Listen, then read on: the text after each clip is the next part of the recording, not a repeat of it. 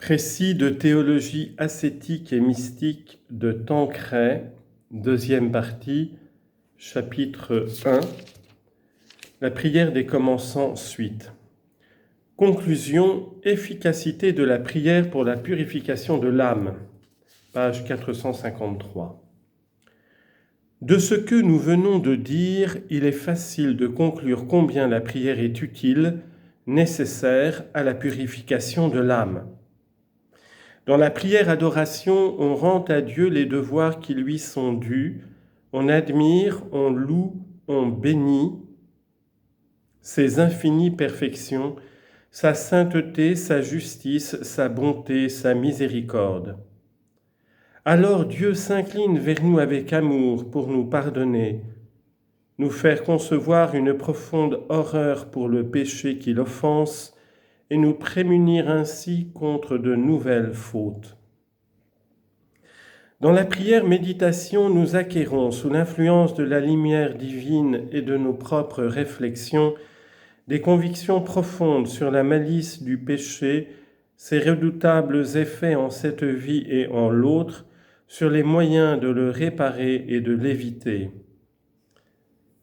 Alors notre âme se remplit de sentiments de confusion, d'humiliation, de haine du péché, de bons propos pour l'éviter, d'amour de Dieu. Par là même, nos fautes passées sont expiées de plus en plus dans les larmes de la pénitence et dans le sang de Jésus. Notre volonté s'affermit contre les moindres capitulations et embrasse avec générosité la pratique de la pénitence et du renoncement. La prière demande, appuyée sur les mérites de notre Seigneur, nous obtient des grâces abondantes d'humilité, de pénitence, de confiance et d'amour qui achèvent la purification de notre âme, la fortifient contre les tentations de l'avenir et l'affermissent dans la vertu, surtout dans les vertus de pénitence et de mortification qui complètent les heureux effets de la prière. Avis au directeur.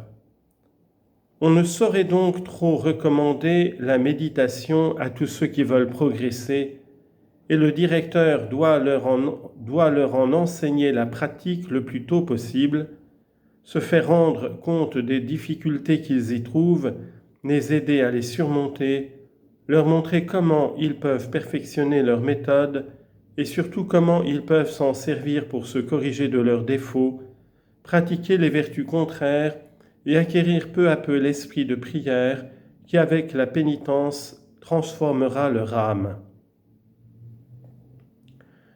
Chapitre 2 de la pénitence. Après avoir indiqué brièvement la nécessité et la notion de la pénitence, nous exposerons les motifs qui doivent nous faire haïr et éviter le péché, les motifs et les moyens de le réparer. Nécessité et notion.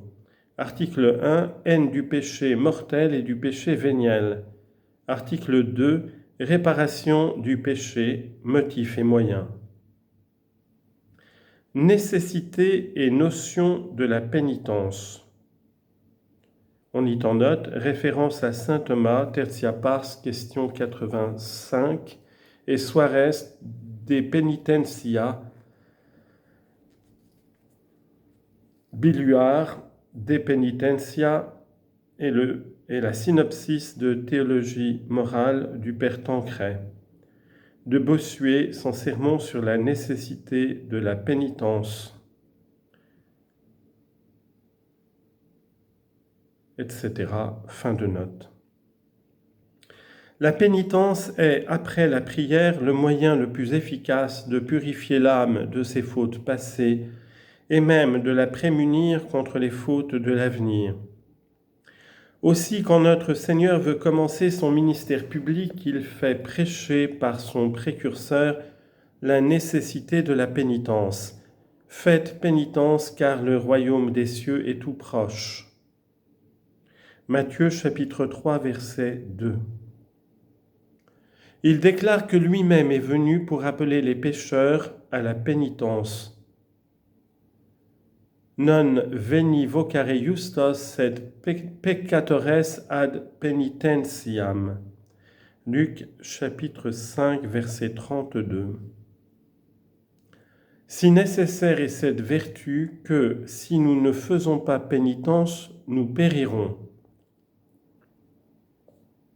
Si penitentiam non egeritis, omnes similiter peribitis. Luc chapitre 13, verset 5. Je me permets cette petite remarque que notre traduction française actuelle dit « si vous ne vous convertissez ». Selon le terme grec, il y a donc ici une équivalence par la Vulgate entre la pénitence et la conversion. On pourrait dire que la pénitence est un fruit de la conversion et elle y aide aussi. Fin de remarque personnelle. Les apôtres ont si bien compris cette doctrine que dès leur première prédication, ils insistent sur la nécessité de la pénitence comme une condition préparatoire au baptême. Penitentiam agite et baptizetur unusquisque vestrum. Actes chapitre 2, verset 38. Faites pénitence, convertissez-vous et soyez baptisés. La pénitence est en effet pour le pécheur un acte de justice. Ayant offensé Dieu et violé ses droits, il est obligé de réparer cet outrage. Or, c'est par la pénitence qu'il le fait. La pénitence définit une vertu surnaturelle se rattachant à la justice qui incline le pécheur à détester son péché parce qu'il est une offense commise contre Dieu et à prendre la ferme résolution de l'éviter à l'avenir et de le réparer. Elle comprend donc 4 actes principaux dont il est facile de voir la genèse et l'enchaînement. À la lumière de la raison et de la foi, nous voyons que le péché est un mal, le plus grand de tous les maux, à vrai dire le seul mal, et cela parce qu'il offense Dieu et nous prive des biens les plus précieux. Et ce mal, nous le haïssons de toute notre âme. Iniquitatem odio abui. Ensuite, constatons par ailleurs que ce mal est en nous, puisque nous avons péché, et que même lorsqu'il a été pardonné, il en reste en notre âme quelques traces, nous en concevons une vive douleur, douleur qui torture et broie notre âme, une sincère contrition, une profonde humiliation. Pour éviter à l'avenir ce mal odieux, nous prenons la ferme résolution ou le bon propos de l'éviter, en fuyant avec soin les occasions qui pourraient nous y conduire et en fortifiant notre volonté contre les attraits des plaisirs dangereux.